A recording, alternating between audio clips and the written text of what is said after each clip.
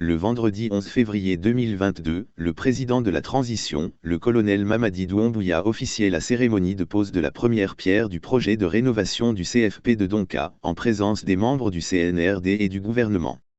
Ce vendredi 20 octobre 2023, le dit centre a été inauguré et rebaptisé Centre de formation professionnelle Camaralais. La cérémonie a connu la présence du Premier ministre, chef du gouvernement, entouré du ministre secrétaire général de la Présidence de la République, du ministre directeur de cabinet de la Présidence de la République, ainsi que du ministre de l'Enseignement technique, de la formation professionnelle, de l'emploi et du travail. Pour le Premier ministre Dr Bernard Goumou, la bonne voie pour améliorer les conditions de vie des populations guinéennes reste celle de l'éducation. Parce que quand l'éducation est en marche, c'est le peuple qui est en marche.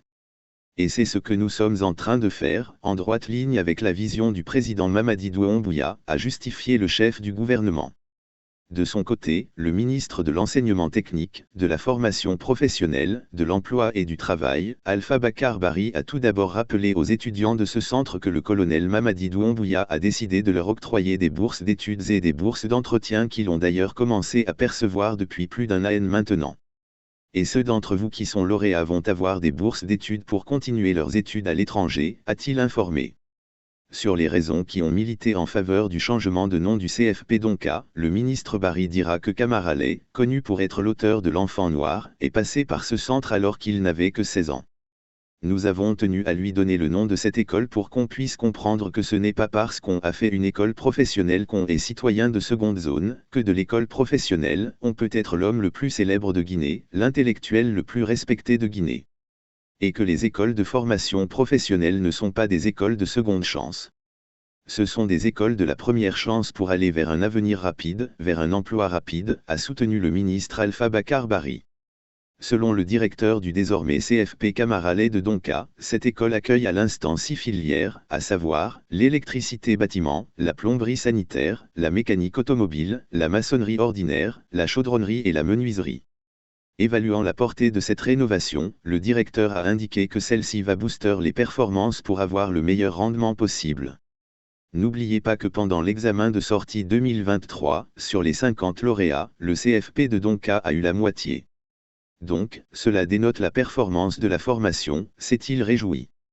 Rappelant que le personnel enseignant est aujourd'hui vieillissant, avec 3, 4 ou 5 qui sont appelés chaque année à faire valoir leurs droits à la retraite, et l'ADEJ Mamadou Ouriba a confié que la relève se prépare notamment avec la formation des formateurs.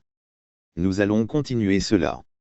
Il n'y aura pas d'arrêt ni de retard, a-t-il annoncé, tout en émettant le souhait d'avoir de nouvelles machines pour donner beaucoup plus de performance aux formateurs et aux étudiants. 4 jours après la décision de la Cour de justice de la Communauté économique des États indépendants de l'Afrique de l'Ouest ordonnant la remise en liberté des anciens ministres Kesseuil Fofana, Mohamed Diané et Oyegui Lavogui, les avocats de ceux-ci ont fait signifier cette décision au procureur spécial près la CRIEF et le procureur général près la Cour d'appel de Conakry, au premier président de la Cour suprême, au bâtonnier. Mais aussi, au Premier ministre, au ministre de la Justice, au président du Conseil national de la transition, au secrétariat exécutif du Conseil supérieur de la magistrature.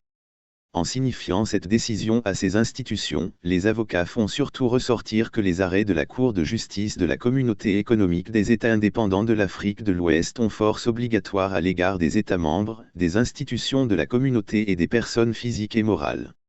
Ci-dessous une copie de la signification.